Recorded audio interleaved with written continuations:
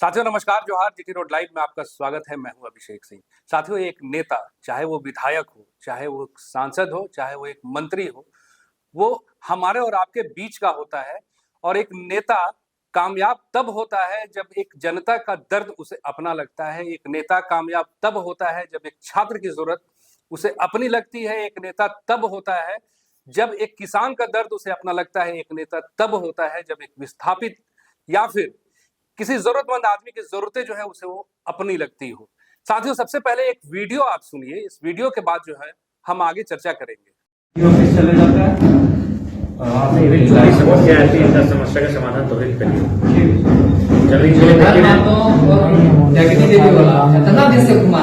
देखिए, उसमें आपको भी मालूम है, डुमरी में हाल फिलहाल में कई मनोहत्या हुई है जमीन को लेकर। बात सब नौबत है, क्या सब क्लियर कर देंगे।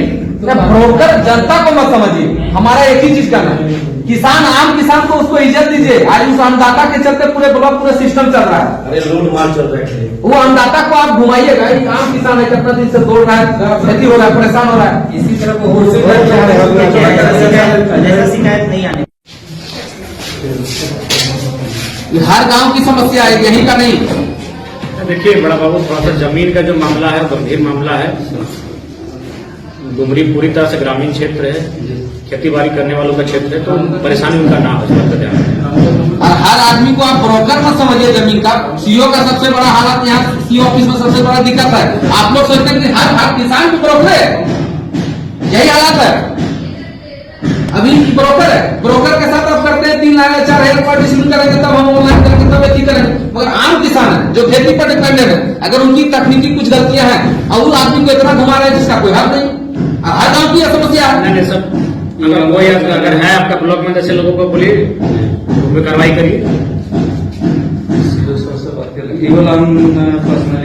कोशिश करिए, समय में वो शिविर लगाइए। इसमें माननीय विधायक जी का बदनामी हो रहा है, सुन लीजिए। एकदम खुला बता देते हैं, हम लोग हर नंबर जाएंगे, संगठन जितना हम लोग पार्टी का आदमी है उस दिन फिर सोच। तो साथियों, आपने सुना और आपको मालूम है ये चेहरा कौन है। जी बिल्कुल सही, ये है टाइगर जयराम महतो। डुमरी से विधायक हैं और मामला भी डुमरी का था।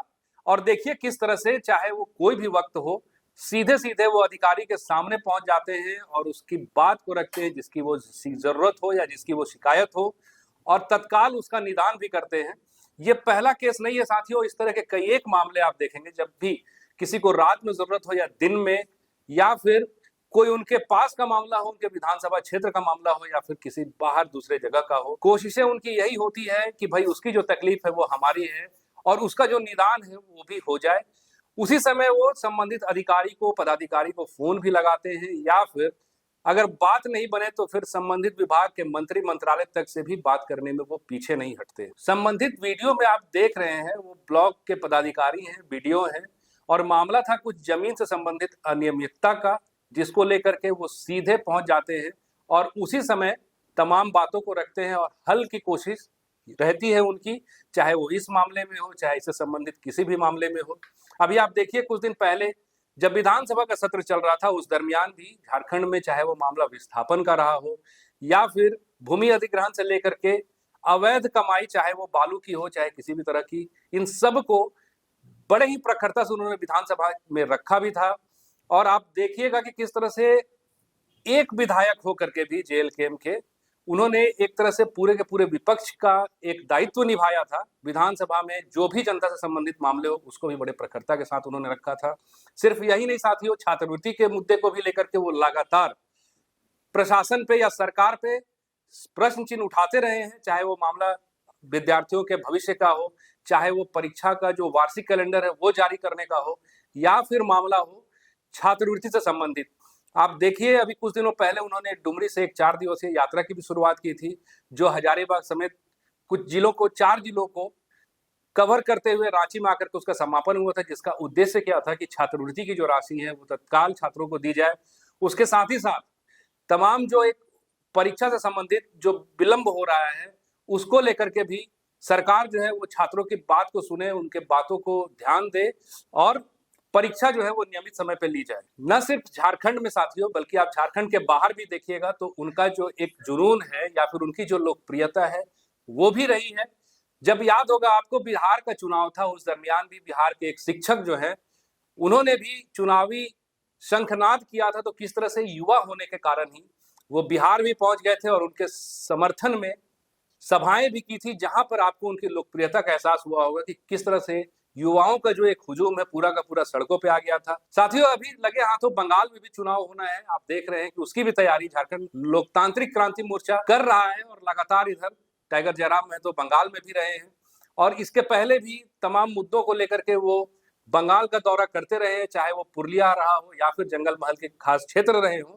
और वहां भी आप देखिए कि किस तरह से तमाम युवाओं का जो एक भीड़ है वो चलाता है, वो छोड़िए वहां के जो सत्तारूढ़ दल है उसके भी जो प्रतिनिधि हैं या फिर उससे जुड़े जो लोग हैं जिनको चुनाव लड़ना है, वो भी किस तरह से टाइगर जयराम महतो का आशीर्वाद लेने के लिए पहुंचते हैं। इन सब का बात यही, बंगाल तो दूर की बात है साथियों, देखिए झारखंड में भी किस तरह से 24 जिलों में उनकी उतनी ही लोकप्रियता है, खास करके युवाओं के बीच।